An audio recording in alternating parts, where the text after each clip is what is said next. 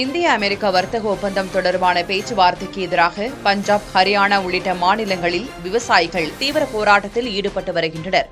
இந்த ஒப்பந்தத்தின் மூலம் அமெரிக்க பொருட்களுக்கான இறக்குமதி வரிகளை குறைத்தால் அந்நாட்டின் மலிவான விவசாய பொருட்கள் இந்திய சந்தையை ஆக்கிரமிக்கும் என்பது விவசாயிகளின் முதன்மை அச்சமாகும்.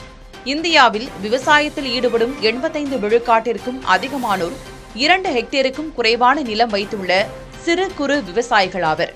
ஆனால் அமெரிக்காவில் ஆயிரக்கணக்கான ஏக்கர் பரப்பளவில் பெரிய இயந்திரங்கள் மற்றும் அரசின் பல கோடி ரூபாய் மானிய உதவியுடன் விவசாயம் செய்யப்படுகிறது.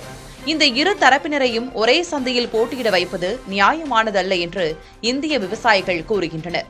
இதன் விளைவாக அமெரிக்காவிலிருந்து கோதுமை, அரிசி, சோளம், பருப்பு வகைகள், இறைச்சி, காய்கறிகள், பழங்கள், பால் பொருட்கள், மீன் மற்றும் கடல்சார் உற்பத்தி பொருட்கள் என பல அத்தியாவசிய பொருட்கள் மலிவான விலைக்கு இந்தியாவில் கிடைக்கும் சூழல் ஏற்படும் என்று விவசாயிகள் கூறுகின்றனர். இதனால் இந்திய விவசாயிகள் விளைவிக்கும் பொருட்களுக்கு உரிய விலை கிடைக்காமல் அவர்களின் வருமானம் கடுமையாக பாதிக்கப்படும் என்ற அச்சம் எழுந்திருக்கிறது. அமெரிக்காவுடனான ஒப்பந்தத்தின் மூலம் இந்திய விவசாயிகள் பாதிக்கப்பட மாட்டார்கள் என்றும் முக்கிய விவசாய பொருட்களுக்கான சந்தை அமெரிக்கர்களுக்கு திறந்துவிடப்படாது என்றும் இந்திய அரசு தொடர்ந்து கூறி வருகிறது. ஆனால் ஒப்பந்தத்தின் முழு விவரங்கள் இன்னும் வெளிப்படையாக அறிவிக்கப்படாததால் விவசாயிகள் தங்களின் போராட்டத்தை தீவிரப்படுத்தியுள்ளனர்.